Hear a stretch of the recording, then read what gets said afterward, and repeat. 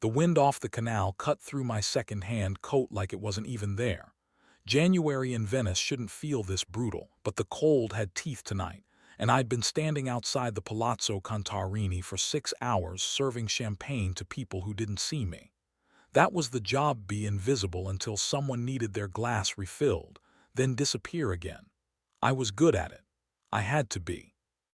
The agency paid just enough to cover Nonna Giulia's prescriptions and the rent on our crumbling apartment in Canergio, and I couldn't afford to lose another placement. Inside, the grand ballroom blazed with light. Murano chandeliers, silk wallpaper, women in gowns that cost more than I'd make in a year. I moved between them with my tray, watching their lips shape words I pretended not to understand. My Italian was flawless. Nana had made sure of that, but the agency warned us. Speak only when spoken to, and then only in broken English. Anything else made clients uncomfortable. The VIP section occupied the loggia overlooking the water. Velvet ropes, private servers, security in sharp suits scanning faces. I wasn't supposed to go near it, but Marco, the floor manager, grabbed my arm as I passed. They need someone who won't stare, top shelf only, don't linger. I climbed the 3 marble steps, feeling eyes assess and dismiss me in the same breath. The guests here had different energy, quieter, more dangerous.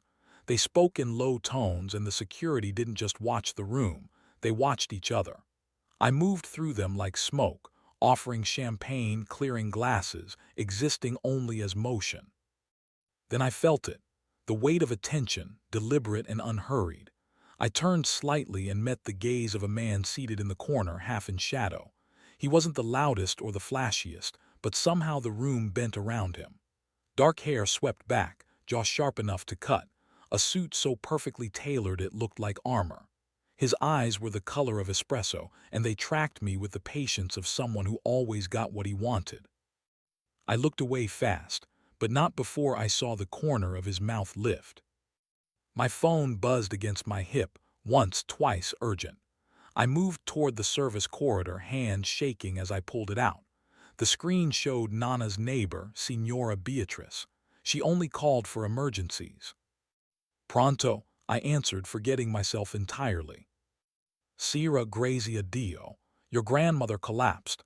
The ambulance is here, but she's asking for you. The words tumbled out of me in rapid Italian, all pretense shattered. Which hospital? Is she conscious? Did they say what? I pressed my hand to the cold marble wall, trying to steady my breath, trying not to shatter in the middle of someone else's party. When I ended the call, I realized the loggia had gone silent. Not completely. The music still played, glasses still clinked, but the texture had changed.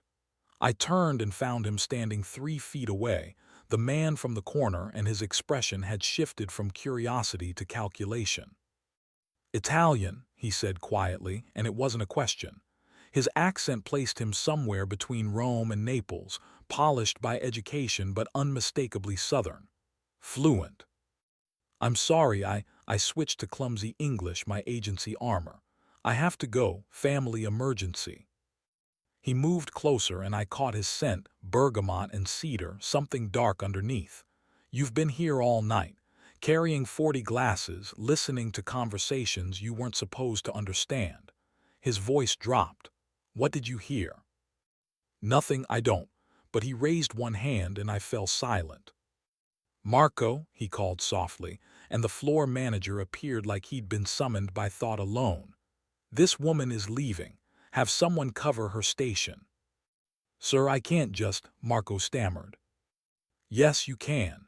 He pulled a card from his jacket, heavy stock, no name, just a phone number embossed in silver. He held it out to me. Your grandmother, which hospital? I shouldn't have told him. Every instinct I had screamed not to trust this kind of attention from this kind of man.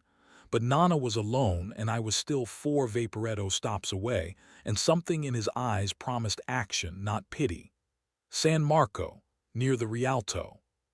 He nodded once, pulled out his phone, and spoke in rapid Italian to someone I couldn't see. Private boat to San Marco Hospital, 5 minutes. Have Matteo meet her at the entrance with clearance for ICU.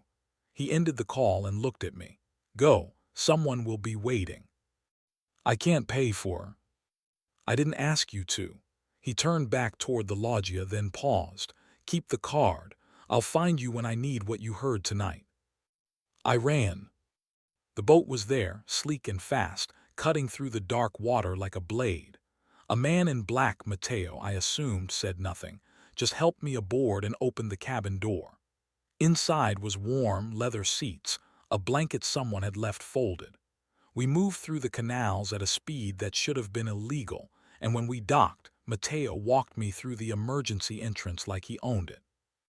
Nana was in a bed by the window, oxygen tubes in her nose, but awake. Her hand found mine immediately. Mia Stella, she whispered, my star. I stayed until dawn, until the doctors said she was stable, pneumonia, manageable but dangerous at her age.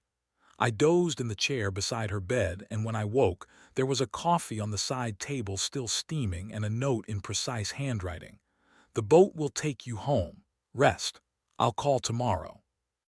No signature. I looked at the card he'd given me, turning it over in my fingers. No name, no company, just that number gleaming in the early light. Outside the window, Venice was waking up. Delivery boats, pigeons, the city putting on its mask for tourists. I should have thrown the card away. I should have known better. But I kept it, and when my phone rang 36 hours later, I answered. His voice was exactly as I remembered, low, controlled, edged with something that might have been amusement. Your grandmother is improving. How do you? I stopped. Of course he knew. Men like him always knew. I have a proposition. Meet me at Caf Florian in 1 hour. Come alone. The line went dead before I could refuse. I arrived early, taking a table in the back where I could watch the entrance. Florian's was the oldest cafe in Europe, all gold leaf and mirrors, the kind of place that charged €15 for espresso because it could. I didn't belong here in daylight, without a serving tray to justify my presence. He walked in exactly on time, flanked by one man who positioned himself near the door. He crossed the marble floor like he'd done it 1,000 times, and maybe he had. Up close, in full light, I could see the details I'd missed. The faint scar through his left eyebrow, the silver ring on his right hand engraved with something I couldn't read, the way his suit probably cost more than Nana's entire medical bill. He sat across from me without asking, and a waiter appeared instantly with espresso for both of us. You came. You said you'd call tomorrow. It's been 2 days. I wanted to see if you'd run. He smiled slightly. You didn't. What do you want? He leaned back, studying me with that same unhurried patience. Your name first. Sira Bellini. Beautiful, I'm Dante. He didn't offer a last name and I didn't ask for one.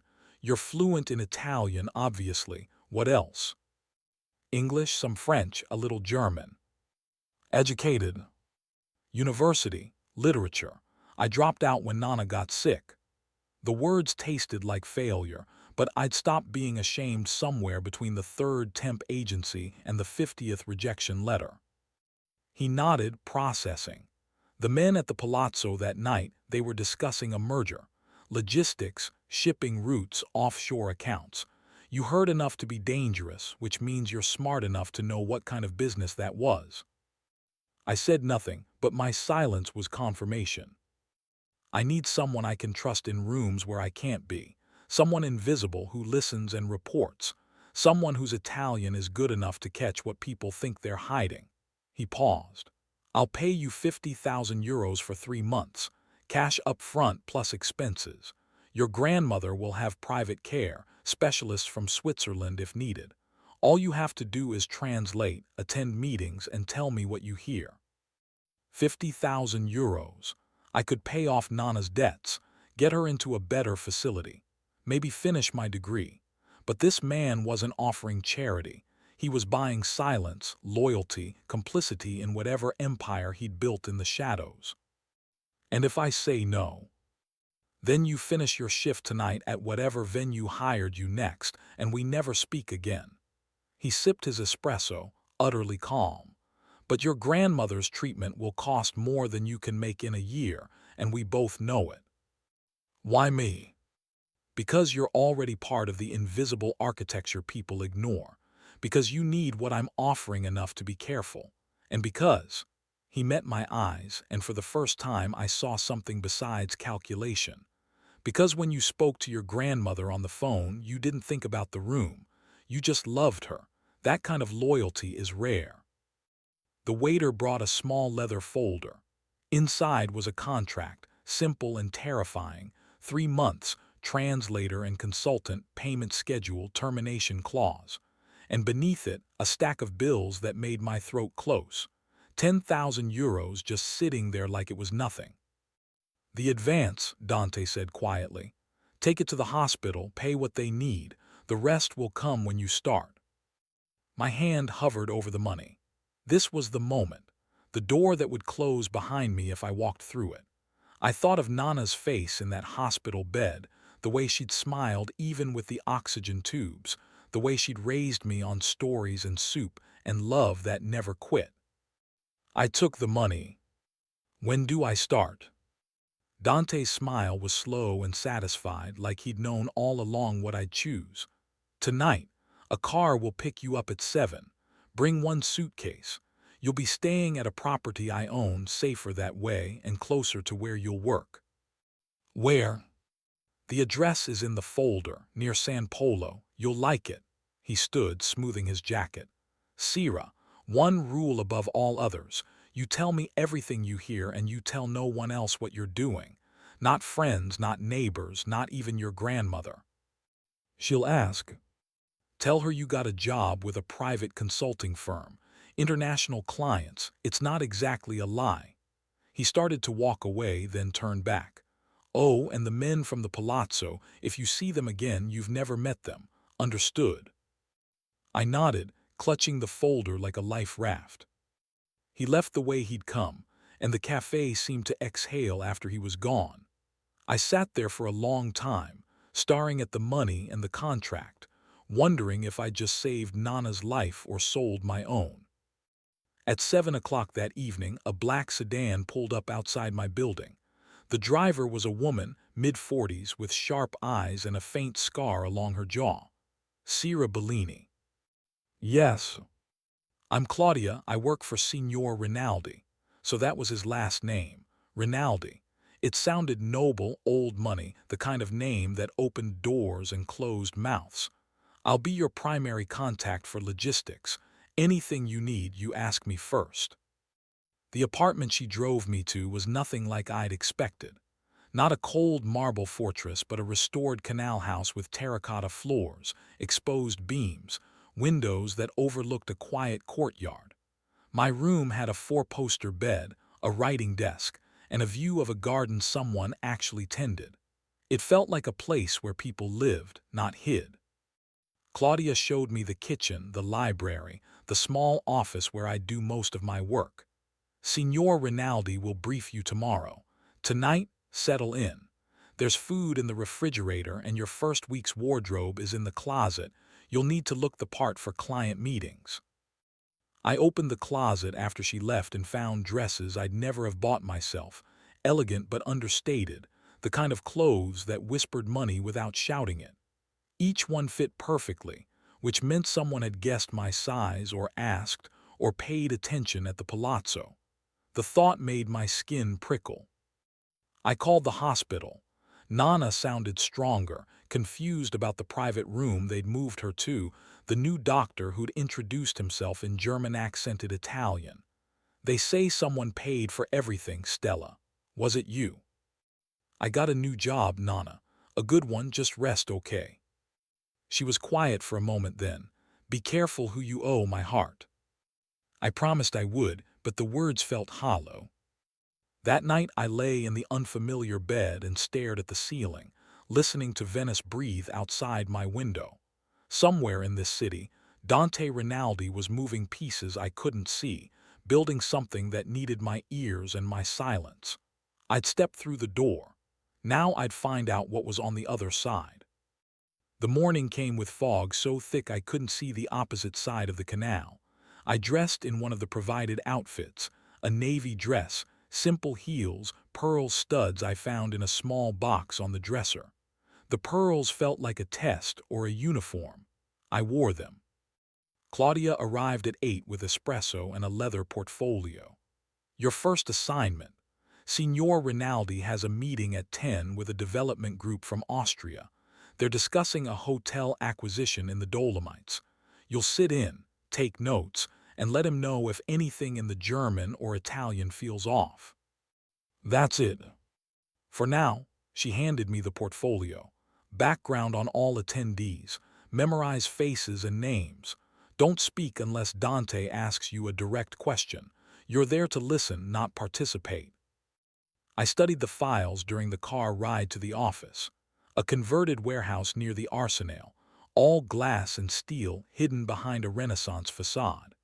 Security waved us through 3 checkpoints before we reached the top floor, where floor-to-ceiling windows framed the lagoon like a painting. Dante was already there, reviewing documents with 2 men I recognized from the portfolio. He looked up when I entered, and something in his expression softened barely, but enough to notice. Sierra, good, we'll start in 10 minutes. Coffee. I'm fine, thank you. He introduced me as his new consultant, specialist in cultural mediation and contract language. The Austrians accepted this without question, and when the meeting started, I understood why. The conversation was dense, technical, zoning permits, renovation budgets, timelines that shifted based on weather and politics. But underneath, I heard the currents. The lead Austrian kept mentioning a silent partner, unnamed, who'd provide financing if certain conditions were met. Dante listened, asked careful questions but never committed. At one point, the Austrian switched to rapid German, speaking to his colleague as if Dante and I weren't there.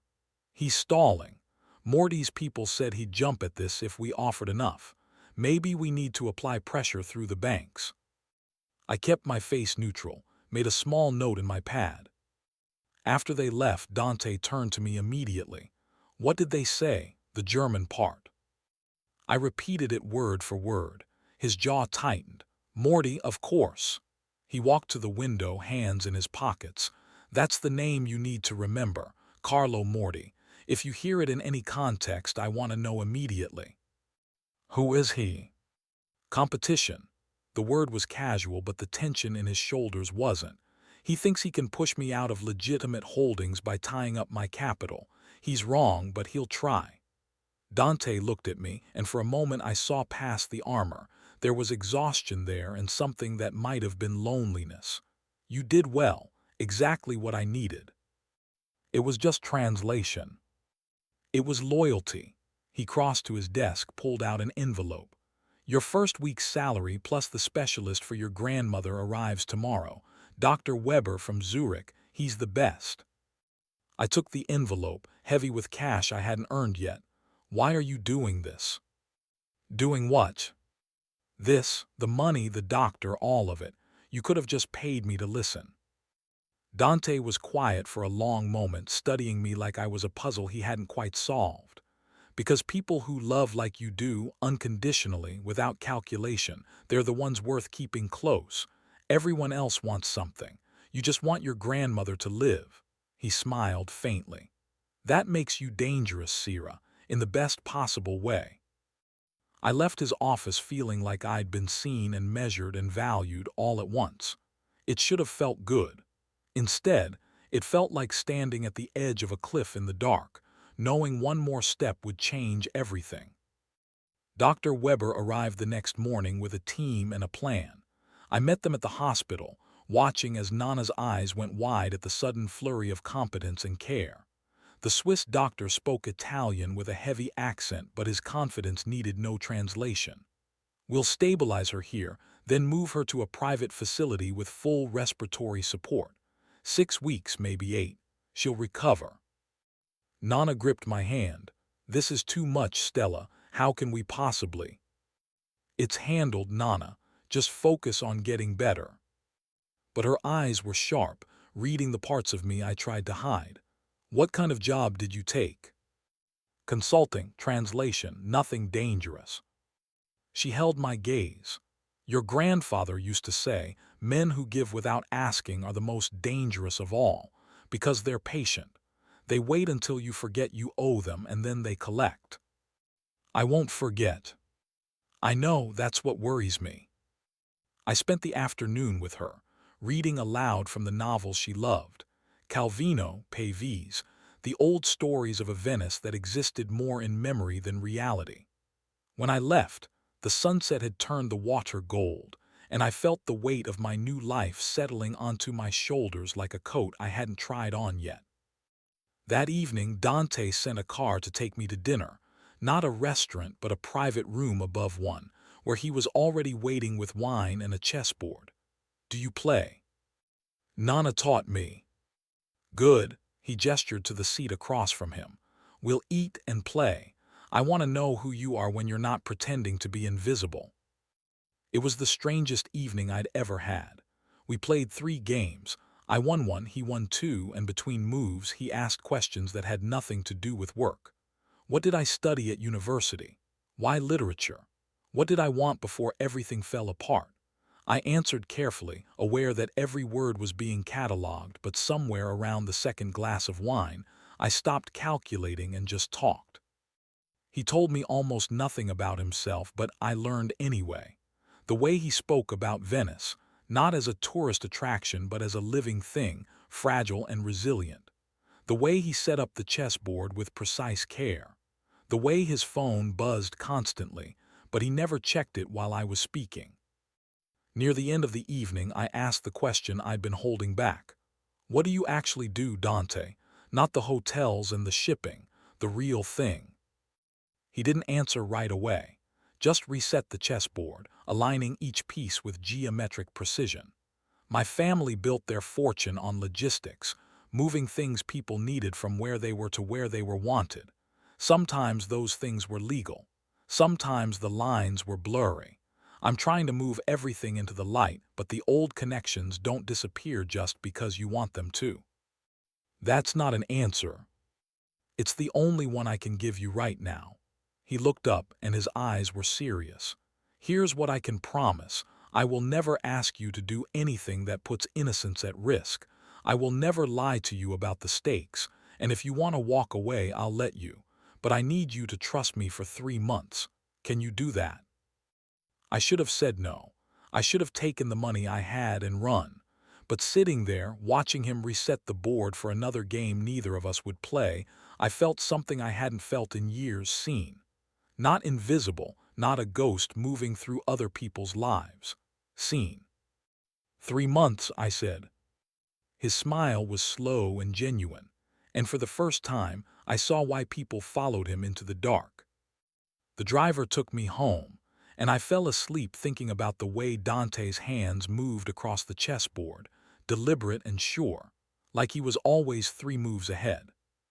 The weeks that followed developed a rhythm, meetings in the morning, language work in the afternoon, evenings with Nana when she was strong enough. I learned to read the room without seeming to pay attention, to catch the moment when a conversation shifted from business to threat. Dante's world was layered, legitimate enterprises on top, older obligations underneath, and I was the bridge between them, the translator who made clean what was murky. Claudia became my anchor. She showed me how to dress for each type of meeting, which names mattered and which were decoration. Signor Rinaldi trusts you, she said one morning, almost warningly. That's rare. Don't waste it. But it was the small things that unmade me.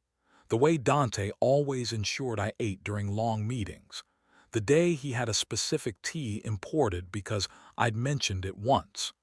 The evening he canceled a dinner to sit with me at the hospital when Nana took a bad turn. You don't have to be here, I said, watching him read emails in the uncomfortable plastic chair. Yes, I do. He didn't look up from his phone. You're part of my organization now. That means I show up. Nana recovered slowly, moved to the private facility Dr. Weber had recommended, a villa outside Verona with gardens and round-the-clock care that must have cost more than I wanted to calculate. When I tried to thank Dante, he waved it off. You're earning it. The Munich deal alone paid for her entire stay. But we both knew that was a lie. I was useful, yes, but not 50,000 euros plus medical care useful. He was investing in something else, and I was beginning to understand what. The night it shifted was ordinary at first. A formal dinner at a palazzo on the Grand Canal, old families and older money. I wore a dress Dante had chosen, midnight blue silk that made me feel like I was playing dress-up in someone else's life. He met me at the entrance, took one look and something flickered in his eyes. "You look," he stopped. "You fit." Inside, the room glittered with wealth and danger in equal measure. I recognized faces from the files Claudia had given me, politicians, bankers, men who trafficked in influence. And there, across the room, was Carlo Morti, silver-haired and smiling like a shark. "Stay close," Dante murmured, his hand finding the small of my back. We made our rounds and I listened. Morty's people were everywhere, planting seeds, rumors about liquidity problems, whispers about investigations. They were building a narrative, turning Dante from a success story into a liability. At dinner, I was seated near a group of Morty's associates. They spoke freely, assuming I was just another ornament. I caught fragments, pressure from the finance ministry, inspection next week. If we time it right, he'll have to liquidate. I excused myself to the restroom, typed everything into my phone, sent it to Dante. His reply was immediate. "Thank you, stay where you are. I'm coming to you." He found me on the loggia, the same kind of space where we'd first met. The night air was cold, but his presence was warmer. "They're moving faster than I thought." "What are you going to do?" "Adjust." He looked out at the water, the lights reflecting like scattered diamonds. "This is what they don't understand. I spent my whole life learning how to read the room. They think pressure will break me, but pressure just tells me where to push back." I was very aware of how close he was standing, of the way his cologne mixed with the salt air. "You're not afraid." "I'm terrified." He turned to face me and the mask slipped completely. "Because I'm good at logistics, Sierra. I'm good at moving pieces and closing deals and knowing when to cut losses. But you," he stopped, like the words were costing him. "You've become a variable I didn't plan for. I'm just your translator. You're my conscience." His hand lifted, almost touched my face, then dropped. "Every time I'm about to make a choice that crosses a line, I think about what you'd say, whether you'd still look at me the same way." My heart was pounding so hard I was sure he could hear it. "Dante, I know I'm your employer. This is inappropriate, but I need you to know," he took a breath. "You're not a transaction to me anymore." He was giving me an out, I realized. A chance to reset the boundaries, to keep this professional and safe. I could feel the moment balanced on a knife's edge, my whole future pivoting on what I said next. I didn't step back. "You're not a transaction to me either." Something in his face shifted, relief, hunger, hope. He moved closer and I thought he might kiss me right there, with Morty's people inside and the whole city watching. But he just took my hand, pressed something into my palm. A key. "The study at the Canal House, 3rd floor. There's a safe behind the canaletto. If something happens to me, everything you need is in there, money, documents, contacts. I'm telling you this because," he swallowed, "because I need you to know you'll be protected no matter what. Nothing's going to happen to you." "You don't know that." "Then don't let it." I closed my fingers around the key. "Stay 3 moves ahead. Isn't that what you do?" He laughed, soft and genuine. "When did you start giving me orders?" "When you started listening." We stayed like that for a moment, the cold wind off the canal making me shiver. Dante shrugged out of his jacket and draped it over my shoulders. It smelled like him, bergamot and safety, and something darker I still couldn't name. "We should go back inside," I said, but neither of us moved. "Sierra," his voice was rough. "If I kiss you right now, everything changes. You understand that?" "Yes." "And he searched my face. You're sure?" I answered by closing the distance between us, rising on my toes, pressing my lips to his. For a heartbeat he went still, shocked, and then his hands found my waist and he pulled me closer, kissing me back with an intensity that made the world narrow to just this. His mouth on mine, the sound of water below, the feeling of being chosen instead of used. When we broke apart, we were both breathing hard. He rested his forehead against mine. This is a terrible idea. Probably. Morty will use this against me, against you. Let him try. Dante pulled back just enough to look at me, and what I saw in his eyes made my chest ache. Vulnerability he'd never shown before, trust that could destroy him. You're my weakness, Sierra. The one thing I can't logic my way around. Then be mine too. He kissed me again, softer this time, like a promise instead of a question. When we finally went back inside, his jacket still on my shoulders, I felt the weight of every eye in the room. Morty's gaze especially, calculating and cold. The war had just gone public, and I'd made myself a target. The next morning I woke to Claudia pounding on my door. Get dressed, we're moving you. What, why? Someone leaked photos to the gossip sites. You and Signor Rinaldi on the loggia. They're running stories, gold digger, mafia mistress, all the ugly words. She was already pulling clothes from my closet, throwing them into a suitcase. Signor Rinaldi wants you somewhere safer until this calms down. I grabbed my phone and found them immediately. Grainy shots of Dante and me, the kiss that had felt private now splashed across tabloid websites with headlines that made my stomach turn. The comments were worse. I stopped reading after the first dozen. Where's Dante? Handling it, he'll meet you later. Claudia's phone rang. She answered, listened, her face going pale. Understood. She looked at me. Your grandmother's facility, someone called pretending to be family, asking about her condition and schedule. We're moving her too. The fear was immediate and visceral. Morty. Probably, this is his style, go after what matters, make it personal. She handed me my suitcase. Car's waiting. Don't argue, don't delay. Signor Rinaldi gave me direct orders. Your safety is the priority. The safe house was outside the city, a converted farmhouse in the Veneto countryside. By the time we arrived, Nana was already there, confused and frightened in a wheelchair on the terrace. I ran to her, wrapping my arms around her fragile frame.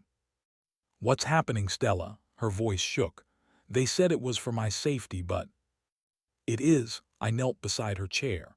I'm sorry, Nana. I never meant to drag you into this. Into what? Who is this man you're working for? I told her everything, not the details, but enough. The meeting at the palazzo, the offer, the money, the way I'd stepped into Dante's world thinking I could stay on the edges. The kiss that changed everything. She listened without interrupting, her weathered hand holding mine. When I finished, she was quiet for a long time. Your grandfather, she finally said. He worked for a man named Antonio Rinaldi. Before you were born, before the world knew that name meant anything besides olive oil and shipping. My blood went cold. Dante's father. Yes, she looked out at the hills, eyes distant with memory. Your nonno kept the books, made sure the numbers added up no matter what the business was. He was loyal, and when things got dangerous, Antonio protected us. Got us out before the arrest started. She turned to me. That's why we could afford the apartment, why you had university money. It wasn't my pension, child. It was Antonio's guilt. Does Dante know? I don't know, but if he's anything like his father, he already suspects. She squeezed my hand. The Rinaldis pay their debts, Sierra, but they also collect them. Be careful which side of the ledger you end up on. Dante arrived at sunset and I met him in the garden. He looked exhausted, his usual composure frayed at the edges. Are you all right? Nana told me about your father, about my grandfather. He went very still. I know, I've known since before I hired you. At my expression, he raised his hands. Wait, let me explain. When I started looking into your background, standard procedure, I found the connection. The payments my father made to your family. I could have walked away, hired someone else. But I wanted to meet you, see if you were just another opportunist or if there was something real there. And And then I saw you at the palazzo, frantic about your grandmother, not caring about the room full of power watching you break protocol. You were real. That made you dangerous and valuable in equal measure. I should have been angry. I should have felt manipulated, used. But looking at him standing there, stripped of his armor, I mostly just felt tired. So this is what? Paying off your father's debts by taking care of his accountant's granddaughter. At first maybe, but not now. He crossed to me, slow and deliberate, giving me space to pull away. I didn't.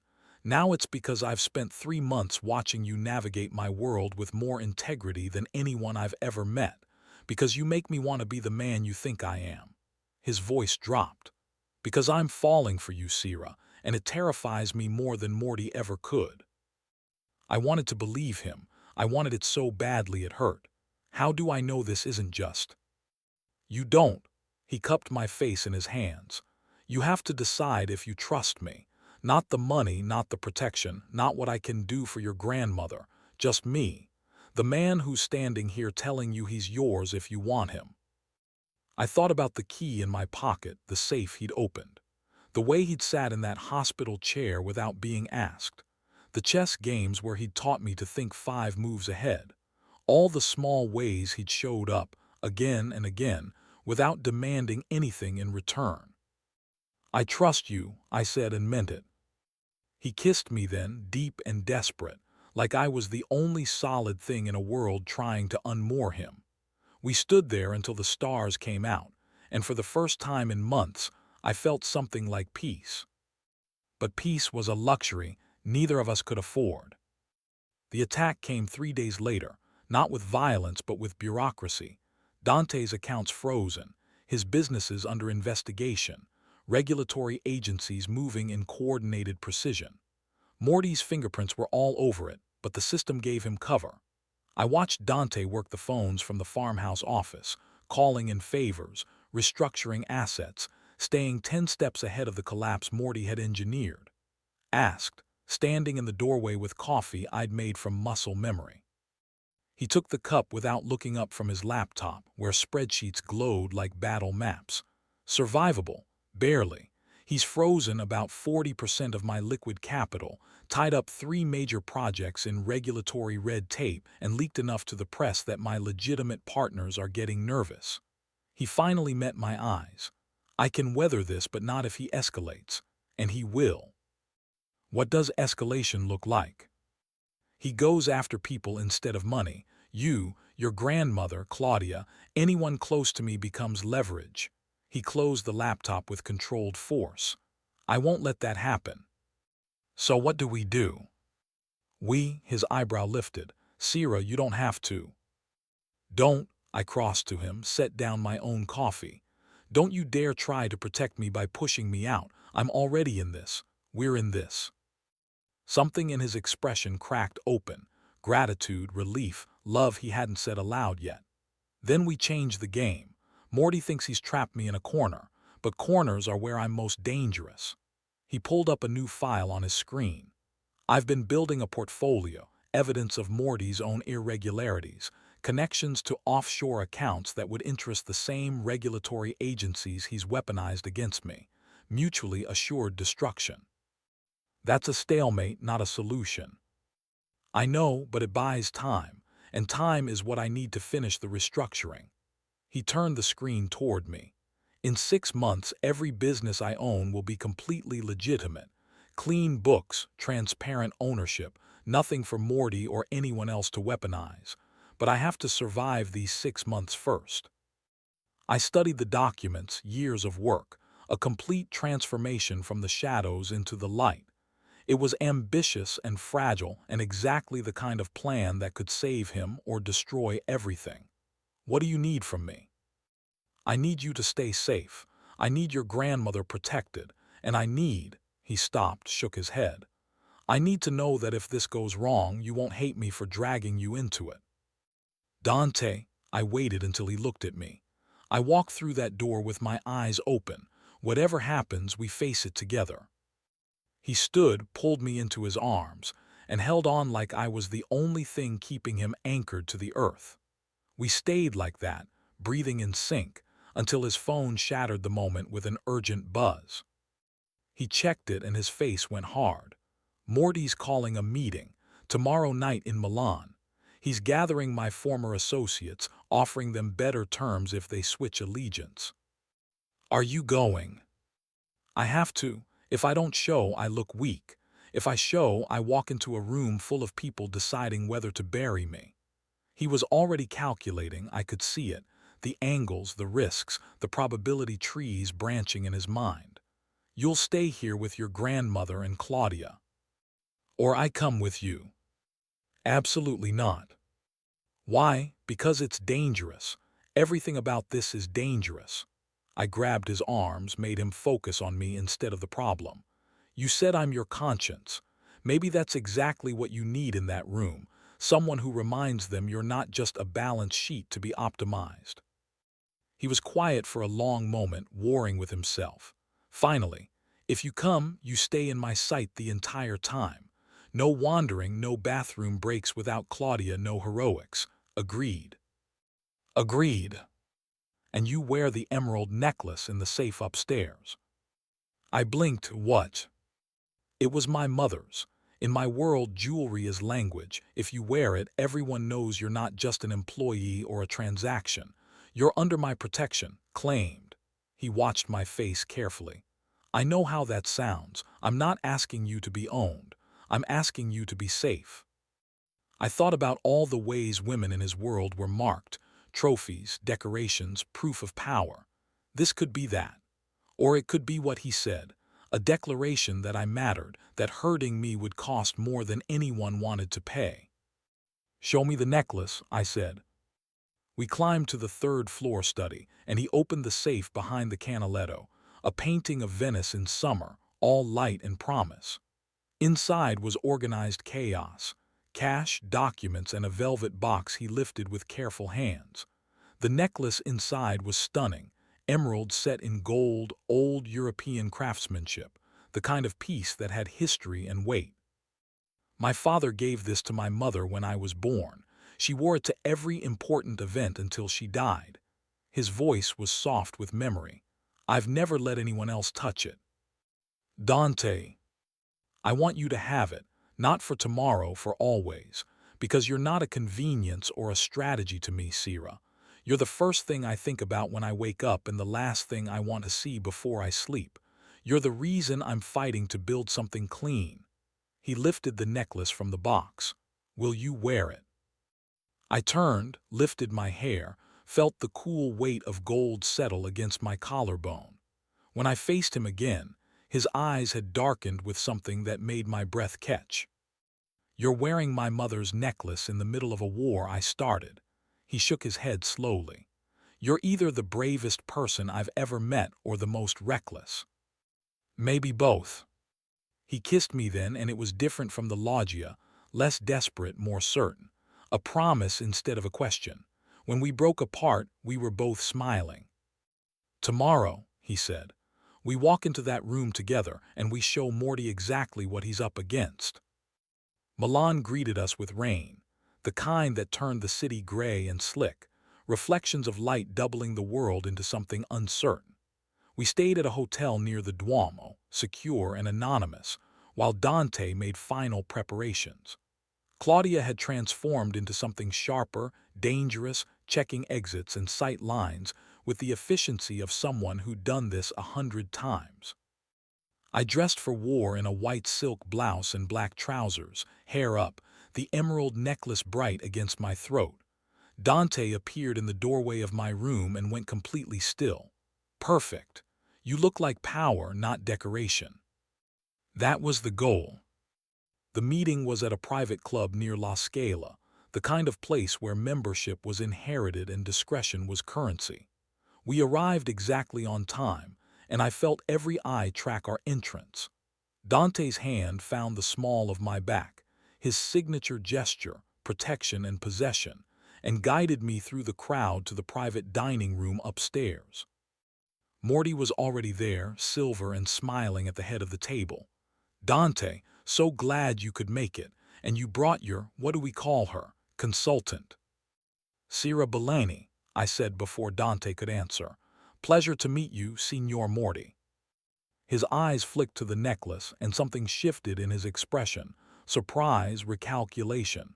"That's an extraordinary piece." "It was my mother's," Dante said mildly, and let the silence do the rest of the work. We took our seats. The room filled with men I recognized from files and meetings, power brokers, money movers, the infrastructure of Dante's world. Morty began his pitch, all charm and reason. Better terms, more flexibility, a chance to modernize without the baggage of old alliances. He never said Dante's name, but the implication was clear. Jump ship now, while you still can. I listened to the Italian, the careful phrasing, the way Morty built his case like a prosecutor. But underneath, I heard something else, desperation. He needed this to work because his own position was weaker than he'd let on. The regulatory attack had cost him capital and credibility. This meeting was his Hail Mary. Dante let him finish, then leaned back in his chair with the casual confidence of someone who'd already won. "Carlo, that was an impressive presentation, very thorough. You've clearly put a lot of thought into how to dismantle what took me 15 years to build." "I'm offering evolution, not destruction." "You're offering theft dressed as innovation." Dante's voice stayed pleasant, but the temperature in the room dropped. "But I appreciate the effort, so let me make a counteroffer." He nodded to Claudia, who distributed folders to everyone at the table. I watched faces change as they read, shock, anger, fear in various combinations. Morty went pale. "What you're looking at," Dante continued, "is a comprehensive accounting of financial irregularities across several enterprises we all have connections to.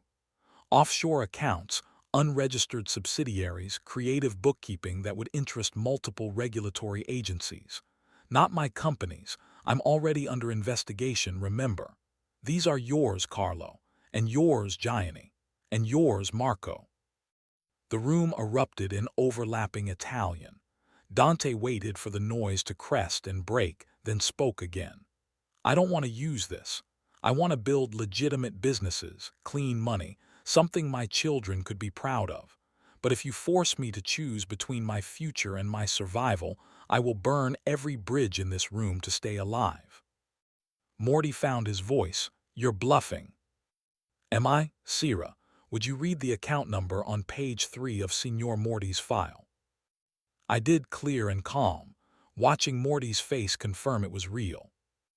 "That's the problem with hearing invisible people," Dante said softly. "They see everything, and when they're loyal they remember." He stood, helped me to my feet. "So here's how this ends. You all go back to your businesses. I continue my restructuring. And in 6 months we meet again as legitimate competitors, not as traitors trying to cannibalize each other." Or, he let the word hang. "We all go down together, your choice." We walked out before anyone could respond, Dante's hand steady on my back, Claudia clearing our path. In the car, I finally let out the breath I'd been holding. Did we just win? We bought time. Dante pulled me close, pressed his lips to my temple. "Thank you, you were perfect." "I just read numbers." "You were my proof of concept. The invisible person who chose to be seen. Morty's whole pitch was based on me being isolated, vulnerable. You standing there wearing my mother's necklace destroyed that narrative." He smiled. "You're terrifying when you want to be." I laughed, giddy with relief and adrenaline. I learned from the best. We made it back to the farmhouse by midnight. Nana was asleep, but she'd left a note on my pillow. "Be careful with that boy. He looks at you like you're the only light in a dark room. Men like that will do anything to keep the light burning." I showed it to Dante. He read it twice, then folded it carefully. "She's right, I would." He looked at me, vulnerable in the lamplight. "Is that a problem?" "Only if you forget I can take care of myself." "Never." He pulled me down beside him on the couch, wrapped an arm around my shoulders. But I'm allowed to worry. It's in the contract. What contract? The one where I fell in love with you, and you became the most important variable in every equation I solve. My heart stopped. You love me. Catastrophically. He said it like a confession, like the words had been building for weeks. I love the way you argue with me when I'm wrong. I love that you wear my mother's necklace like armor. I love that you chose to stay when any sane person would have run. He turned to face me fully. I love you, Sierra Bellini, and I'm done pretending I don't. I kissed him instead of answering, let my lips tell him what words felt too small to carry. We stayed tangled together on the couch, mapping this new territory between us. Not employer and employee, not protector and protected, but partners choosing each other in the middle of a war. Later, wrapped in blankets as the fire burned low, I finally said it back. I love you too, even though you're complicated and dangerous and probably terrible for my life expectancy. He laughed, the sound rumbling through his chest where my head rested. I'll make it up to you. 50 years of boring domesticity, I promise. I'll hold you to that. The next weeks were a strange combination of waiting and working. Dante's restructuring moved forward, lawyers, accountants, endless meetings transforming shadow businesses into light. Morty stayed quiet, licking his wounds, but we all knew it was temporary. Men like him didn't lose gracefully. I split my time between Dante's office and Nana's bedside. She was getting stronger, lucid enough to ask difficult questions about my future. This man, she said one afternoon, sunlight streaming through the villa windows. You love him. Yes. And he loves you. He says he does. Sierra, she took my hand. I'm dying. Not today, maybe not this year, but soon. I need to know you'll be all right when I'm gone. Nana, don't. Listen, your grandfather made choices that tied our family to the Rinaldis. Some of those choices were necessary, some were just expedient, but they were his choices, not yours. She squeezed my fingers. If you stay with Dante, stay because you choose it, not because you feel obligated by old debts or my medical bills. Choose your own life, Stella. I am choosing, I said. I choose him. She studied my face for a long moment, then nodded. Then I'll rest easier, but make him promise me something. Make him promise that he'll always give you a choice. No matter how dangerous it gets, no matter how much he wants to protect you, you're not a thing to be kept safe. You're a woman with a mind. Make sure he remembers that. I promised I would, and that evening I made Dante promise too. We were on the terrace, watching summer settle over the hills in gold and green. Nana wants your word that you'll never take my choices away. I already told you. Tell her, she needs to hear it from you. So he did, sitting beside her bed the next day, taking her frail hand in his much larger one. Signora Giulia, I promise that Sierra will always have a choice. About where she lives, what she does, whether she stays with me or leaves. I will never trap her, not with money or obligation or love. She's her own person, and I will honor that or die trying. Nana's eyes filled with tears. You're not like your father, are you? I hope not. I'm trying not to be. Good, she patted his hand. Then you have my blessing. Take care of my girl. With my life.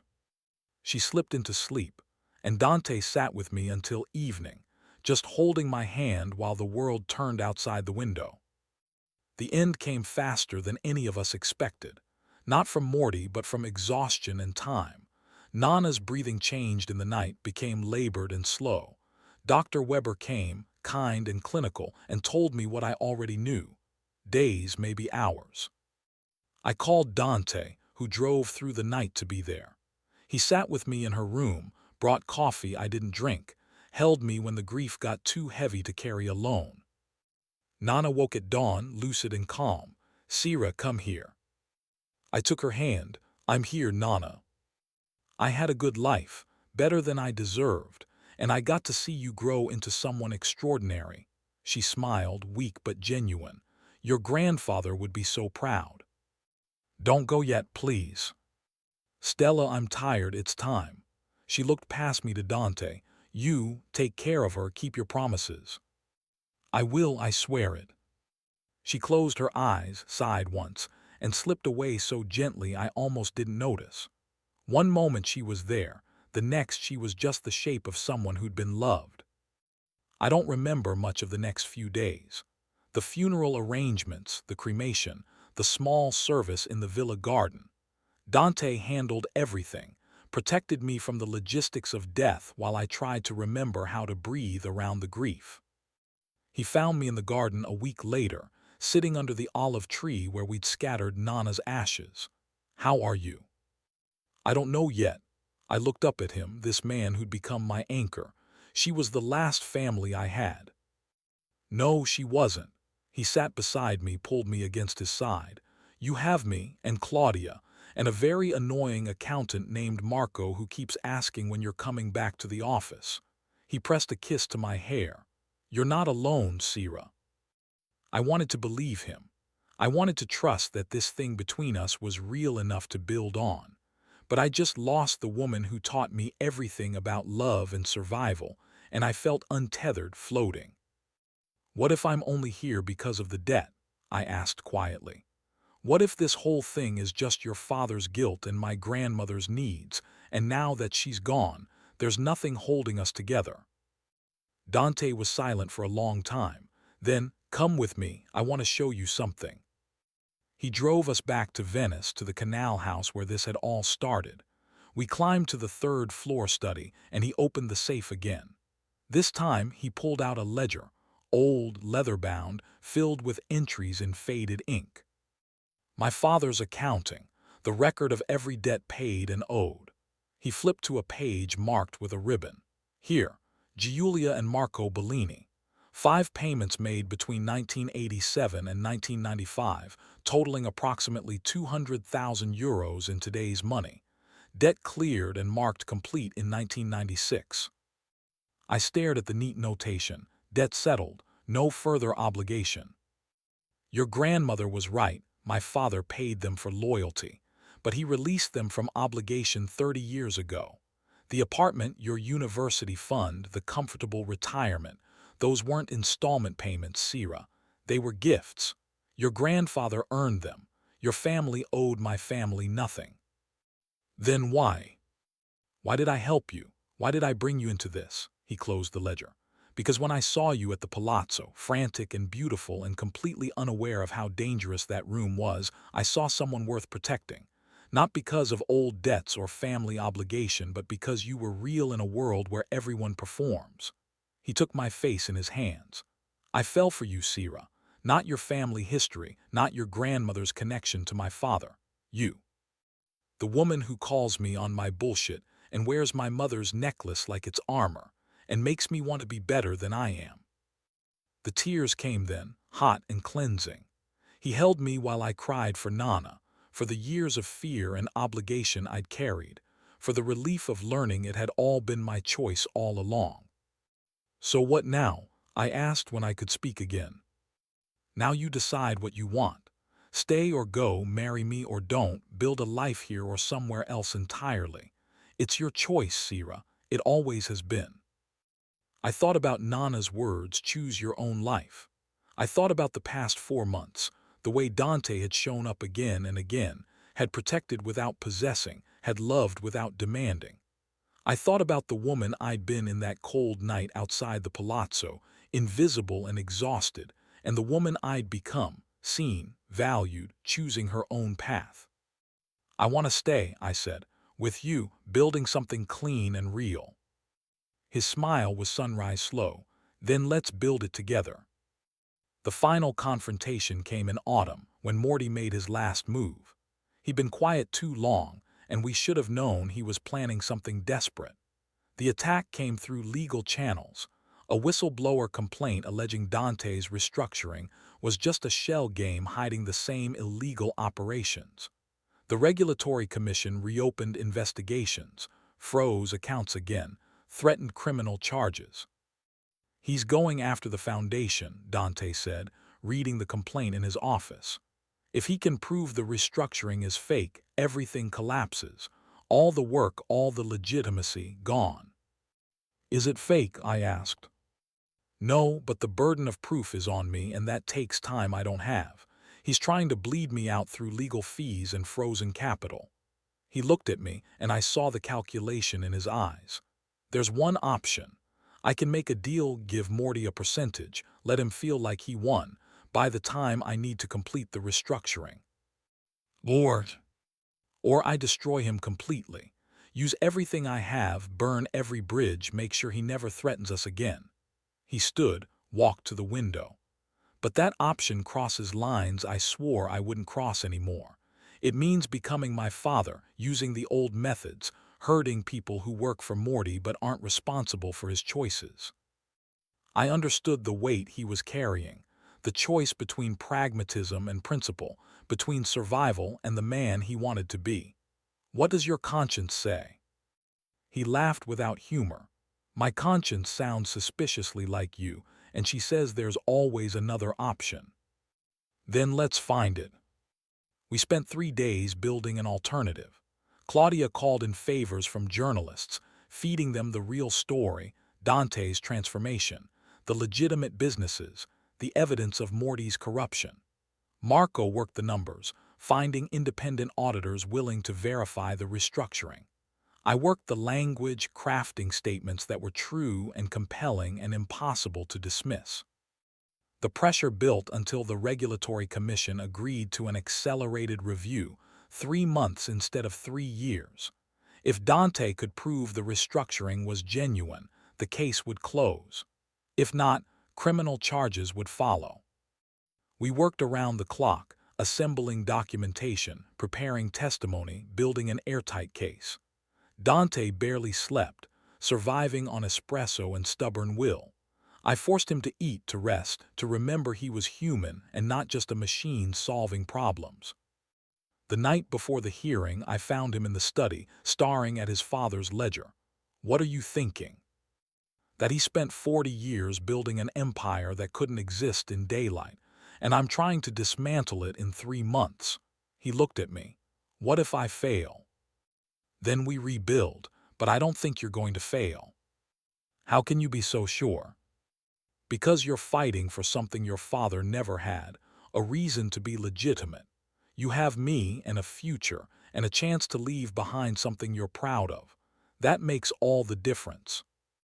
He pulled me onto his lap, buried his face in my neck. Marry me. I pulled back to see his face. What? Marry me. Not because it's strategic or because I'm afraid of losing you, but because I want to wake up next to you for the rest of my life. Because you make me braver and better and more myself than I've ever been. He smiled. Because I love you, Sierra Bellini, and I want the whole world to know it. Yes, I didn't hesitate. Yes, I'll marry you. He kissed me like we had all the time in the world, like the hearing wasn't tomorrow and the future wasn't balanced on a knife's edge. For that moment, we were just 2 people choosing each other, building something fragile and real. The hearing was clinical and brutal. 3 commissioners, 2 lawyers, 6 hours of testimony and documentation. Dante presented his case with precision, every legitimate business, every transparent account, every severed connection to the old operations. The independent auditors confirmed it. The journalists had already published the story. Even Morty's complaint looked thin and vindictive in the light of all that evidence. The commissioners took 2 hours to deliberate. When they returned, the lead commissioner looked exhausted. Signor Rinaldi, your restructuring appears to be genuine and comprehensive. The complaint is dismissed. Your accounts will be unfrozen within 48 hours. However, she paused, we will continue monitoring your operations. One misstep, one connection to illegal activity, and we'll be back. Do you understand? Perfectly, thank you. We walked out into autumn sunlight and Dante stopped on the steps, tilted his face to the sky. It's over. It's over, I repeated and felt the weight lift. Morty tried one last time, a confrontation at a charity gala, all impotent rage and threats that no longer carried weight. Dante listened politely, then said 5 words that ended it. "I'm done playing your game." And he was. Morty faded into irrelevance, his own corruption catching up with him 6 months later. By then, we'd moved on. 3 years later, I stood in the garden of our home, not the canal house, but a renovated villa outside Verona where Nana's ashes rested under the olive tree. Dante found me there, slipped his arms around my waist, rested his chin on my shoulder. "The Milano office is officially open. Completely legitimate, fully transparent, boring as hell." I laughed. "Congratulations, you're now a respectable businessman." "Terrifying, isn't it?" He turned me to face him. "Any regrets?" I thought about the woman I'd been that cold night at the palazzo, invisible, exhausted, surviving. I thought about everything that had happened since, the fear and the love and the choices that had brought me here. Not one. "Good, because I have something for you." He pulled out a folder. "The deed to this villa, in your name," and he handed me another document. "Acceptance letter from the university. They're letting you finish your degree, and I've already arranged your schedule around our travel." I stared at the papers, at this man who'd given me back my choices, who'd loved me without trying to own me. "Dante, you told me once that you wanted to finish what you started, so finish it. I'll be here cheering you on." I kissed him there in the garden, surrounded by the life we'd built from broken pieces, legitimate businesses, real friends, a future that existed in daylight. We'd come through fire and chosen each other on the other side. That night we hosted dinner for Claudia and Marco and the small circle of people who'd become family. We ate under the stars, told stories, laughed at the absurdity of how we'd all found each other. Dante held my hand under the table, his thumb tracing circles on my wrist. Later, alone on the terrace, I looked up at him. "Do you miss it? The old life, the danger, the power?" "Sometimes," he admitted. "But then I look at you, and I remember what I was willing to lose for that power. I don't miss it enough to go back." "What do you want instead?" "This, you.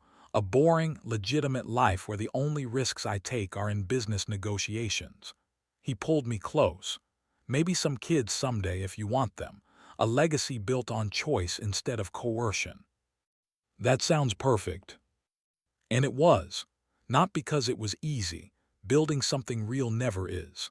Not because we never fought or struggled or doubted, but because we'd chosen each other with our eyes open, had walked through the fire and come out holding hands. Years later, people would ask how we met. I'd smile and tell them a version of the truth, that I'd been invisible and he'd been the first person to really see me, that he'd given me choices instead of chains, partnership instead of possession, that we'd built something beautiful from broken pieces.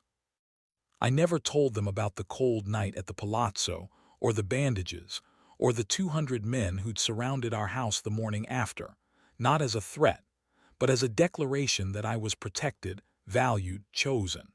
Some stories are too complicated for outsiders, too layered with truth and danger and improbable love.